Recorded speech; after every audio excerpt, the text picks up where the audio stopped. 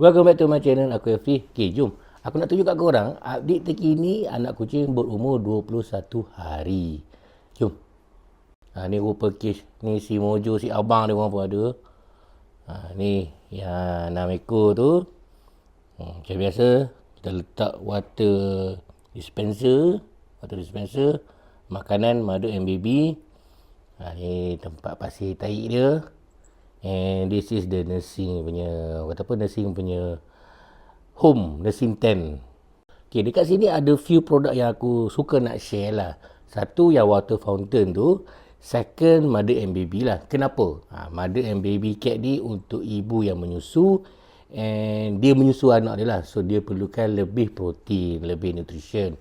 So, kita orang bagi mother and baby. So, boleh kata kebanyakan brand semua mother and baby akan ada extra protein lah. So, untuk kali ni kita orang pakai Sini Recipe. Kalau tak silap, bila aku beli Sini Recipe.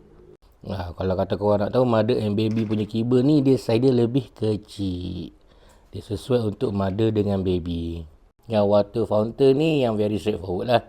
Dia pakai USB charge. Yang korang boleh tengok, aku charge dekat EcoFlow kat situ. Dia pakai USB type A.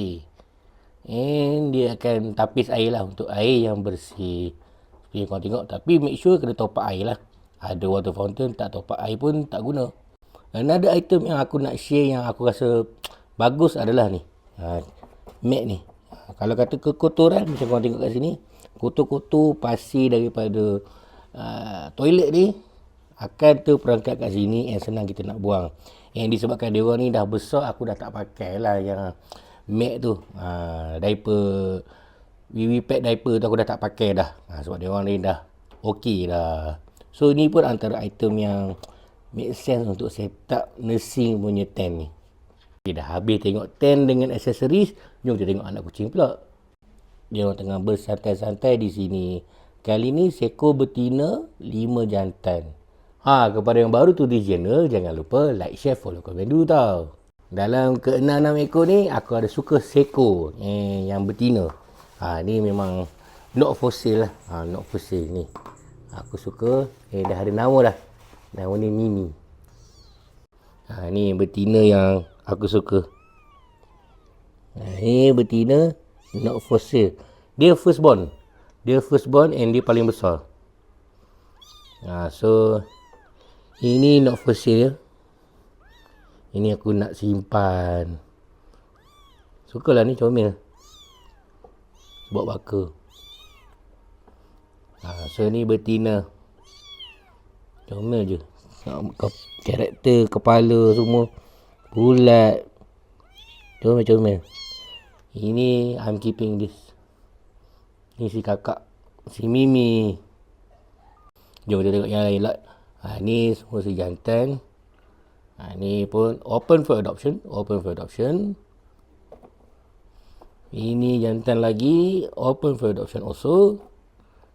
Open for adoption also. Comel juga.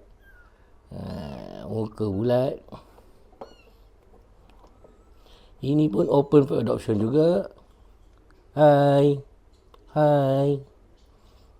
Hidup melena ni pun open for adoption juga.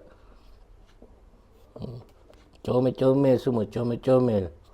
And last kali yang ini, jantan juga pun open for adoption. Hai.